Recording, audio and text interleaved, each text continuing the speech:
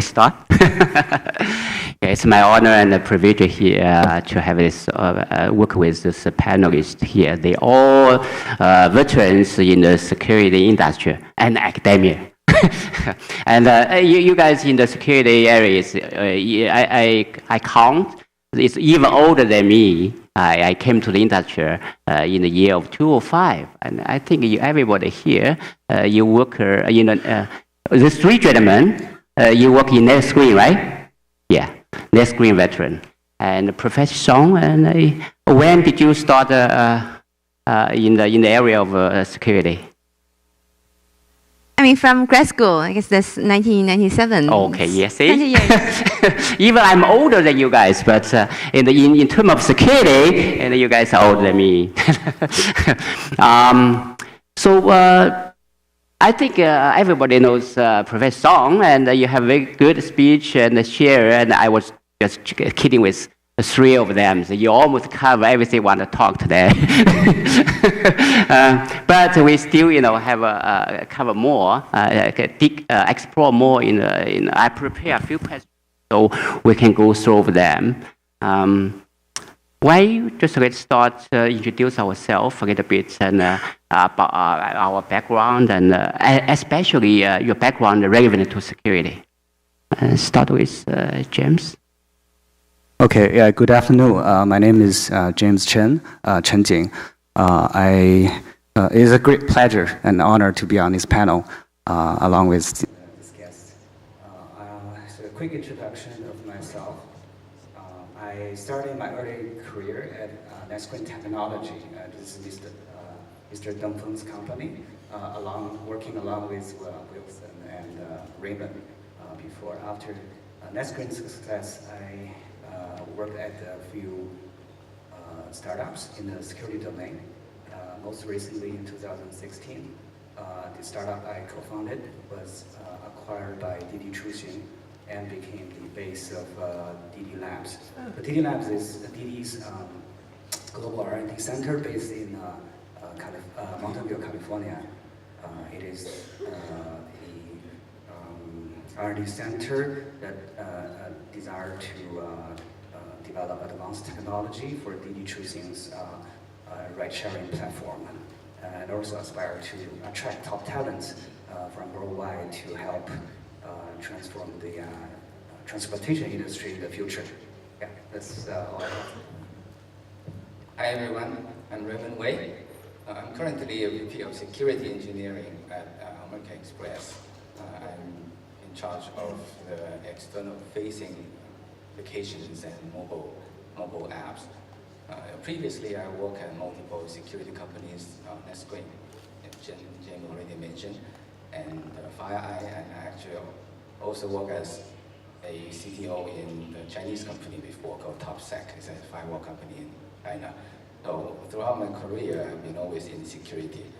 About 2 years ago, I went to American Express. The purpose is really, I like to see how security is being deployed in a large enterprise. So it's a really eye-opening experience and a very enjoyable experience. It's a pleasure to be here, and if my experience can help me share usable information with everyone here, it would be a great pleasure. Thank you. Good afternoon, everyone. My name is Wilson Xu. This is my first time, mentioned the name NetScreen Technologies. So I have the honor to work with these two gentlemen. I started my career in 99, the last good old days in the Valley. For the last 11 years, I was at Palo Alto Networks, a cybersecurity company, and most recently was Executive VP of Engineering. Retired recently, take a gap year, and spend a little bit more time with family as well as found my next challenge. It's an honor to be here to work with industry experts to talk about AI and security, how this intersection and what their implications are. Thank you.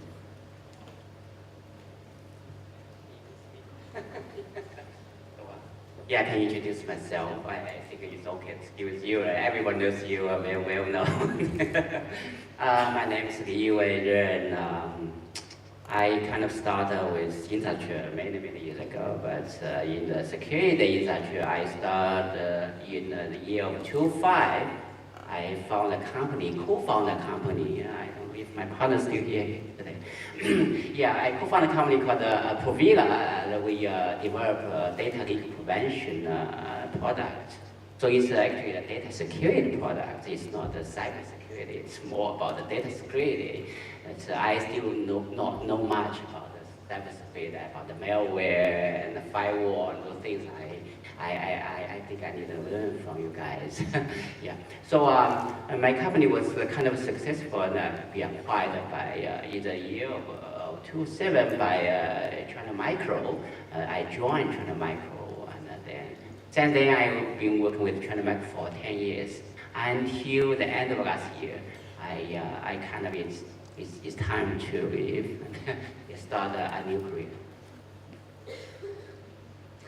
So I prepare a few questions to ask you, expert here, and I probably have 3 areas. And when I was Professor Sean was talking, I feel, oh wow, most of the material I prepared, questions, all it has been answered. I was asking myself, what should I do?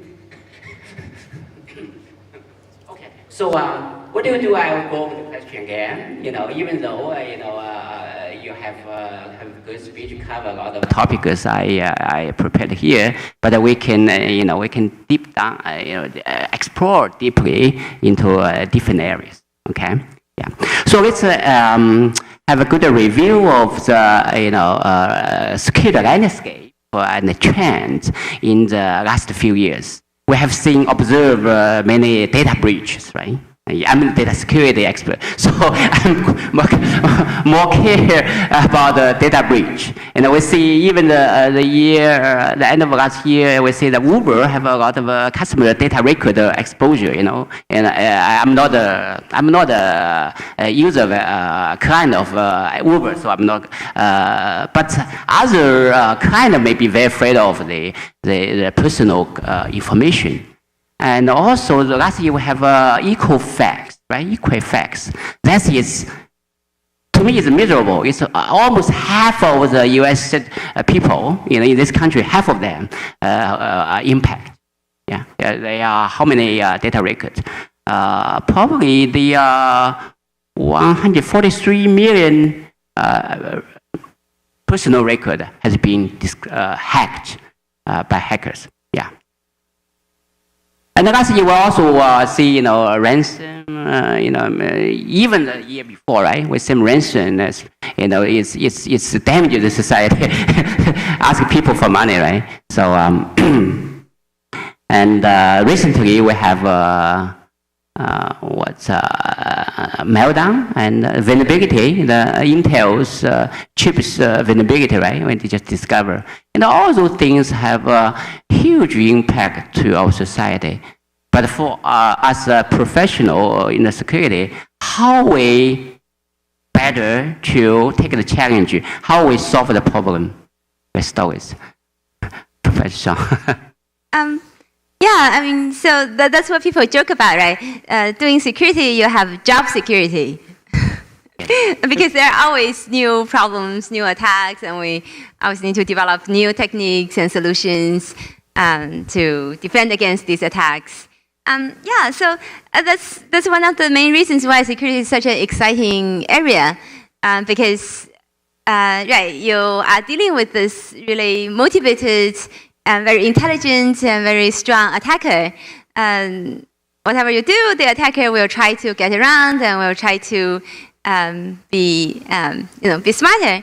And so this also means that when we develop security solutions, we really need to have this in mind. Whatever solution that we develop, we can't just assume, for example, a static attacker, or attacker who is not very smart, because then if you develop a solution that attacker can find a different way to break it, the moment you deploy it, then the next seconds, almost, the attacker will break it. And especially, I think people from security industry, I think can really come in on this. Is that when I talk with my friends and colleagues in the security industry, I think they really experience this day to day. And hence, as a consequence, from the as a security researcher, when we try to develop new techniques and approaches to solve security problems, then we really try to think hard how we can actually break this cat and mouse cycle. I didn't have time to talk about some of these works in my talk, so that's actually really one of the key questions that I personally think about, and also many security researchers think about in the work. So, for example, in my group, we've done a lot of work in security by secure by design or secure by construction. Is that we try to build new security primitives and also new security architectures such that we can, just because how the system is architected and how it's designed, naturally it will have stronger security properties and stronger security guarantees. And also this also leads to another important question, since we are also talking about AI and AI security. This is a big difference between when you apply AI to other areas, such as vision, robotics, these other areas. Even though in those areas, it is already challenging to develop effective AI, deep learning techniques and so on. When we try to apply AI technologies in the security landscape, it's even more challenging, because at least in the other domains, you are mainly dealing with AI, you are mainly dealing with the natural setting. But when you apply AI in the security setting, you are really dealing with a really adaptive, strong, highly motivated attacker. And hence, especially as we go forward, also at the end of my talk, I briefly mentioned this misuse of AI. I think this will really open up an even more challenging chapter for us in security. That's the power of AI.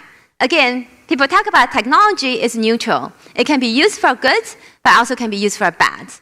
And it's very hard for us to only constrain the technology to be used for good, not for bad. And also in fact, we have already seen in practice that attackers are using the recent advancements in vision and in these AI technologies to try to make their attacks more effective. And this will make our job from the defender side also more challenging. And hence a lot of fun and great, exciting questions for the whole community to ponder upon. I would second on the point that Don made, that the technology can be used by both sides, right? So you use the analogy of cat and mouse game.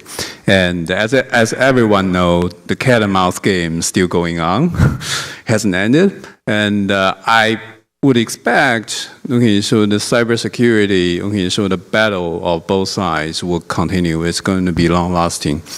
And looking at 2017 is probably not the worst year in recent history. I certainly remember 2014 was pretty eye-opening.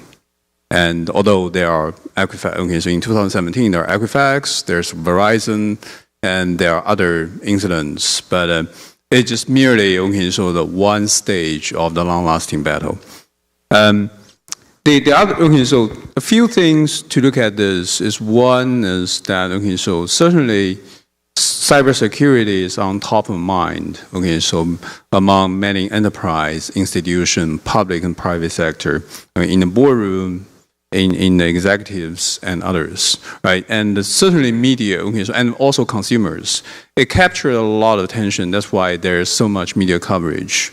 And it highlights the criticality of cybersecurity. Another so way to look at other things like Meltdown and Spectra. If you think about it, so it was actually, so there are multiple research teams independently find out these two vulnerabilities and how to exploit that, right?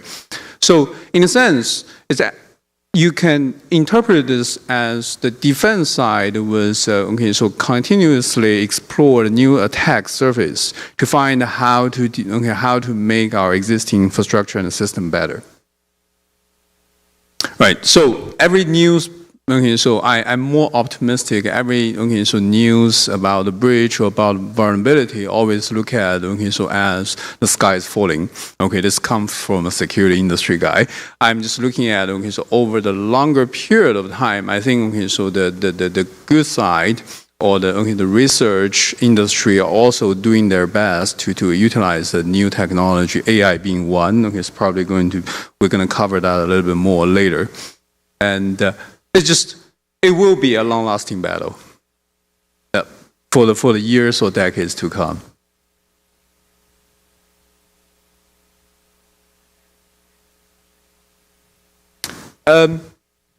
Look, I think okay, so I'm more optimistic on that. I think okay, so the awareness and investment and the education to the people. Okay, so on the industry and the research academic side, as well as the education to raise okay, so consumer and the human factor, right? So to educate people, will one okay, so make the technology better so that okay, so the tech will get more and more expensive. The second side is the education can reduce the error to okay, so to, like social engineering and other technologies to reduce the attack surface. I mean, overall, I think it will be better, but it just the attack will get sophisticated as well. Okay. You talk about something about in terms of operation, in American Express, how you handle. Yeah, well, I can't speak. I can't speak on behalf of my employer here. I want to talk about how enterprise solve security problem today. Okay, enterprise solve security problem by adding so-called controls, layers and layers of controls over time, and those layers of controls actually works most of the time.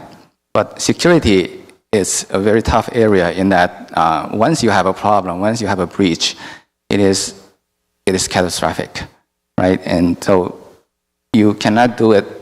Security control cannot be 100%. And how do you make it better? In my mind, to make security better is actually less about developing better product or better technology. If you look at all the breaches and malware or whatever APTs in the past, it is very rare that the victim does not have the technology. It is because the victim did not apply the technology in the right way. They did not respond to events faster. Almost 100% of the previous breaches has that symptom. So I think the key in better security in the future, I feel that is faster response to security events. Try to fence off and block everyone outside of your door is impossible. Your software will always have vulnerability. Your network perimeter is disappearing. There's no way that you can keep your enemy out 100%. So I think the key lies in collecting data more effectively, monitor your infrastructure more effectively, and I think this is where AI can play a role. You can use AI, or a less fancy word, you can use machine learning to look at your data, to detect abnormal behaviors, and then there's a need to change from the old world. In the old world, we have a lot of processes, a lot of human manual process to mitigate security threats, but that process usually takes a very long time, and that's why the response to security events are pretty slow today. Like in the Equifax event, they knew they had a problem, but they did not patch their software for maybe a little over a month. And then they have this catastrophic breach, right? I think that if you can reduce the time frame that you can patch your software, that you can respond to the event, you solve the majority of the problems. That's really my view. Monitoring and response, and enable your faster process by AI, by machine learning, and by automation in general. Right. So absolutely, the cyber attack is something that keep the security team alert in the evening, keeping them up at night.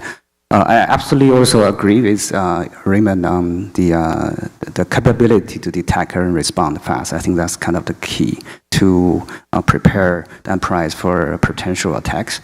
I would expect there's always stronger and more severe attack ahead of us, not the other direction. So better prepare for that is absolutely the key challenge for the security team. I just want to add one more point to that. If you look at some of the major security problem, for example, like WannaCry, that as we just mentioned, and some other data breach, a lot of them could be prevented by implementing best security practice. I think if the enterprise can actually do a lot more work on the education of raising the security awareness across the company, a lot of things could be prevented at different level, even without proper or more advanced the technology. For example, I want to cry if all the Windows machines properly patched, that won't happen. It doesn't affect anyone. We do see that actually affected machines in DD's network. Unfortunately, it's because of the patching wasn't properly monitored and applied. So stuff like that could be actually addressed at a more easier way. Also, if you look at the data breach, so we will look at the Uber breach because it's very similar to what DD scenario.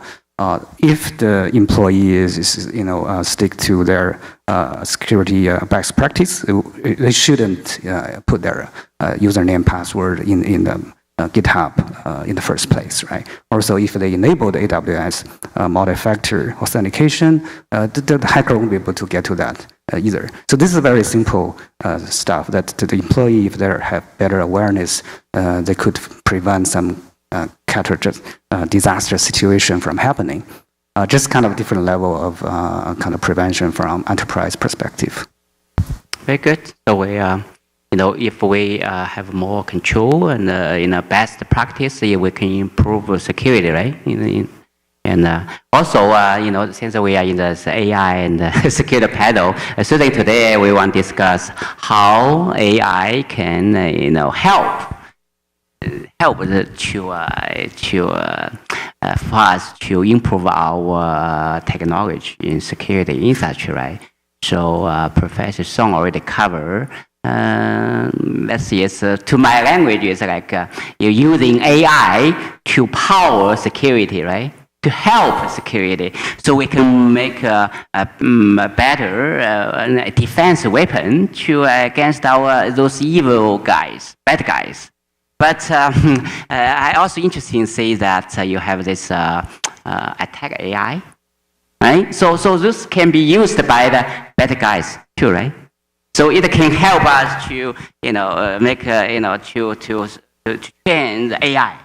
Right? You're using security to help AI, right? To make the AI methodology much better, right? But on the other hand, I think it's kind of scared me, you are making a weapon for our enemy too. Right? They can make use of this attack AI to attack us, to attack our system, right? So how can we overcome this challenge? Yeah, I would say this is one of the biggest open challenges, in the sense that really AI, the deep learning technology of the system today, we don't really understand what the neural network has learned. We don't really understand how it will behave under previously unseen situations. And as the examples that I have shown, a lot of these deep learning systems, they are really highly vulnerable to these attacks. And actually, a lot of work has been going into studying how we could develop stronger defenses. So for example, even just last year, there has been over 100 papers put up on arXiv proposing different types of defenses. Unfortunately, today still, we don't have sufficient defense against strong and adaptive attackers. And I think, one, it really shows that's why, as I mentioned, I think security will be one of the biggest challenges in deploying AI. And also, hopefully, people can get the message from the examples that I have shown is that these security issues in these learning systems, it is really important and it can really lead to severe consequences. And hence, it's really important for us to figure out the different ways we can improve the security of the AI systems. I didn't have time to go into the details. So one, for example, we need to develop better techniques to be able to reason about these learning systems. I call them actually non-symbolic programs. So we are used to symbolic programs. So these are the things that we are familiar with, such as operating systems, file systems, web or mobile applications, where for these programs, the logic is defined, the semantics is defined by the program logic. And in the past, I've done a lot of program analysis, program verification, and we can really analyze the code almost line by line to see what it's doing and to also enforce certain security properties. But however, for these neural networks, really, I call them non-symbolic programs. We don't really know what they do. So you have a bunch of weights, and you learn the weights, and then at the end of the day, sure, you train some, for example, functional approximation and so on, but at the end of the day, we don't really know what the neural network has learned. And also, the traditional...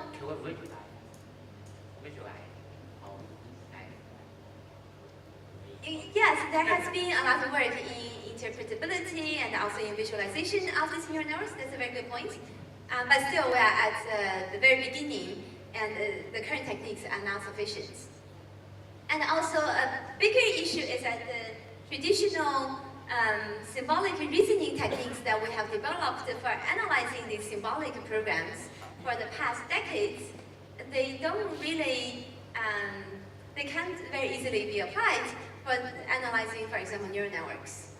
And today, really, we are in a big open area where we have very little past experience and also techniques and tools developed for answering this type of questions. And also even more so, for example, in general, in order for us to guarantee security of a system, we need to specify precisely what's the security properties that we want. For example, we want to ensure there's no buffer overflows, or there's no process scripting vulnerabilities, and so on. But for these learning systems, we can't even write down very precise the desired security properties. For example, for a self-driving car, you want to say that a self-driving car shouldn't drive over a pedestrian. But what's the definition of a pedestrian? We don't have a precise mathematical definition of a pedestrian. And hence, it's very difficult for us to then have a mathematical proof that this will never happen. So such challenges make the area particularly difficult and also then important and exciting for us to figure out. I think we, as a whole community, we need to do a lot of rethinking, how we rethink about even the problem definition and what does security really mean for this AI and the learning systems. So these are just some examples looking at how some of the challenges. And also, another point, also it's important for us to develop new techniques and also potential new architectures to have stronger security guarantees and properties. And I think this even goes down into the core of the learning system, how we can learn better representations that can be more robust and resilient against this. Let me give some perspective from security industry side. Disclaimer, I am not speaking on behalf of my former employer, although I'm still a shareholder. AI, okay, so as everyone knows, AI is not a brand new concept. It has been in the research and in the application for decades. And certainly, so the advance of the hardware and the software, and some of the components, breakthrough to make AI more usable today. And just generally speaking, the security industry has been using AI as a technology to their product, develop new capabilities. This has been going on for years, and if you think about security as an application, then not only the security industry but also other industry has been utilized AI to better their technology and solving customer problems. I think AI in particular can help you in areas. One is to use deep learning and other technology to discover improve detection capabilities. So that way, so you can find the sophisticated target attack. The other area, as Raymond and James mentioned about the real-time response and problem isolation and quick response, right? If you look at today's challenge in security, it's not just on the technology side, but also on the people side. There's a huge shortage of qualified security professionals. And even we have the labor and the workforce to do those tasks. And so for real-time response, that is still not sufficient. I think in this area, AI can certainly have its impact on the improved overall security of and so enterprises. How about security automation? Security automation and the data analysis. Just imagine, so if you have millions of events from enterprise network or endpoint, or even billions on a week basis, and with manual analysis, how are you going to those kind of, so how are you going to process that kind of data, right? So that's a obvious area AI can do that. Of course, so it also requires from the players in the security industry to improve data sharing and also interoperability of the data. As far as I know, there are alliances among industry to basically share malware sample, and also there are several major companies in the security industry are building, so developing, and so some of them have more marketing, some of them are actually developing capabilities, but they all point out so the need for a security platform. I think that's a general trend in the security industry. Can you talk about something about that? You mentioned once they say you like a fraud detection. Is there anything relevant to AI? Fraud detection, threat detection, those things. Yeah, of course. Fraud detection is a pretty hot topic right now, especially in China when there are so many attackers, and there are a underground industry that is attacking online services, right? On the one hand, it's not just e-commerce company anymore. All the traditional industries, they're bringing more and more services from offline to online, and they require faster processes, faster decision making. So everything moves at a higher speed. The traditional kind of batch process-based fraud detection is no longer usable. So now we have to enter the time of real-time decision making. We have to be able to identify fraud within milliseconds instead of hours. So there's a big challenge to a lot of industries: financial, healthcare, e-commerce, airline. Almost every industry that has an account with value in it. So it is a very big challenge right now. And adding to the challenge is that the tremendous number of IoT devices out there that are being compromised, are being used as a attack network, a botnet, right? It's very hard to detect distributed kind of attacks. So I think there is a very big trend going on right now. Companies, especially large companies, to protect themselves, they are starting to adopt new technologies, external products to protect themselves. Usually, fraud detection is core competence of a lot of industries, especially the financial industries. Fraud detection has traditionally been developed in-house because it is a very key piece of their service, and it is well protected. It's being viewed as their own IP. But now, this kind of technology, because they require so many new technology and new investment, there's a much better willingness. I see the willingness to share the cost by adopting standard product, adopting standard technologies. So there's definitely a good opportunity to build new startups, to develop fraud detection kind of technology out there. I really see there's a bright, really big opportunities. Using AI, just fraud. Yeah, definitely. Well, inherently AI is going to be one of the driving force. The AI is based on data. So AI should not be viewed as an abstract concept or a solve-it-all solution here. You know, the nitty-gritty detail is that how you collect data and quality data. You know, how you avoid your adversaries to inject data into your data stream, and AI is only one of the core components in it. Thank you. James. Yeah, Don, Raymond, and Wilson already covered a lot. So maybe I'll just share some of the AI use case at Didi.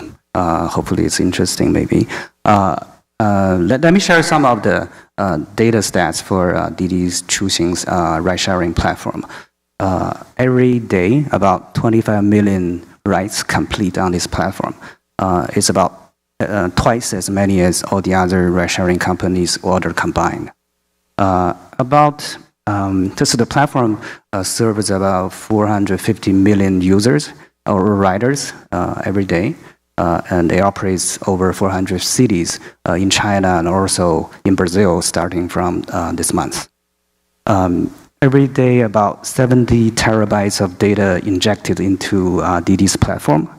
About 4.5 petabyte of data is processed in order to serve the driver and passengers' needs. So with all this kind of a huge amount of transportation data, AI is already kind of widely used in Didi's platform in different areas. For example, when the user uses Didi apps, the order dispatch system heavily use AI in the backend. When the user look at the routes, or the route planning, and also the estimate of time of arrival is also heavily using AI technologies. Some other features like predict where you're going, or suggest the best place to pick you up. There's also kind of examples of AI use case. One of the new use cases came last year is around the smart transportation. So that is kind of related to Didi work with the local city government to optimize the traffic lights in the peak hour using Didi's data. So that actually will help the public transportation to be more efficient. That's kind of a very interesting use case, and they start to have some effect in some of the cities in China. So go back to the security area. Didi AI also used in the security areas along with the business area as well. For example, the fraud detection is heavily kind of relying on AI technology, as Raymond just pointed out. And also like the threat detection, attack detection, this is all kind of, we're trying to use big data, a data-driven approach to solve it. Some of the new use cases I can think of, one is related to autonomous vehicle, because the autonomous vehicle development actually expose a lot more attack surface than the traditional cars. So that actually expose, you can attack the vehicle physically or from vicinity or from remote. So the vehicle is connected right now to cloud, and in the future it will be connected to infrastructure through V2X. So that has exposed tons of new attack surfaces, and I'm sure like AI will be kind of very heavily used in all those kind of areas. Another kind of interesting use case is the related area is in the safety. It's not security. In Chinese, it's the same word, but English is safety. So how do you use AI to improve the driver and passenger safety? So, for example, how do you identify like malicious passengers or some drunken drivers, stuff like that? How do we identify that and make sure that kind of a situation is mitigated as early as possible? Yeah, just some AI kind of use cases that I can share. More exploration, right? You need more exploration. Right. This is kind of a new. It's under this area, right? Right. Thank you. So forget a bit more about AI, right? I mean, AI actually where we are in your work. Sounds deep learning, machine learning. And there are many different paradigms. So you use deep learning is supervised learning. You can use deep learning for lots of different things. You can do supervised, unsupervised. You can do your research. Your malware. The work I talked about is vulnerability detection. Oh, vulnerability. Oh, okay. So when you detect the vulnerability of the software, so how you train? I mean, how you make use of deep learning? How? Right. So in that case, I'm very curious. Right. So the key is okay. So first of all, the problem we try to solve is you can call it like similarity detection across binary functions. Mm-hmm. And then the key part is when you have a binary function, we are essentially using deep neural networks that transform this binary function into what's called an embedding. So it's a high-dimensional vector. And then, so for example, then you can use cosine similarity metric to compare then whether two vectors are close. And that which will mean that the two binary functions are similar. And so in this case, the challenge is how would you do this transformation? And in this case, we do it end-to-end. We actually learn the... Are you using the existing vulnerability to discover new? So as I mentioned, so the application scenario here is a device firmware, so an IoT device firmware may use some third-party code, and like some open source code or some other third-party code. And this third-party, just like, for example, Heartbleed and so on. So then this third-party code may contain a vulnerability. And then someone may discover a new vulnerability in this third-party code. But you actually don't know whether your IoT device is using that third-party code, because once you develop the firmware, it's a big piece of binary, and you don't really know what it has used, and also maybe you don't know which version it has used, and so on. And hence, it's important for us to then once we discover a vulnerability in a third-party code, whether we can tell very quickly that this particular IoT device firmware has used that. And hence, that's why it's called a similarity detection. So we want to detect whether a device firmware has used some vulnerable code, basically, has reused some vulnerable code. Oh, okay. And there are also approaches that you can use deep learning to do more efficient, like fuzzing or program testing, to try to find new vulnerabilities too. So there has been work done in that space, and also we are exploring the area as well. So deep learning can be used for all these different types of security applications. Does that help answer the question? Yeah. So what do you think if we can I heard, there's some company like CLI, right, are using a malware. Silence, right? Using AI for machine learning for detection. How do they use it? In that case, a lot of it is. I think they are doing a lot of them are doing supervised learning. So essentially, you try to learn something that's still. Of course, I actually don't know. I'm not talking about technology of any specific company. I don't know the details actually. Silence does. But in general, there has been demonstration where you can use deep learning to train from malware data sets and benign data sets, and then you do supervised learning, and then you train a better classifier that can be more robust against the variants in malware. Have any thought? Well, I'm not. Not a company. I mean, it's how in the industry. If it's focused on. Is that Yeah. All right. Yeah, probably we need a. One more. So is there any company that's using this? Any company .ai startup using AI with the name of .ai?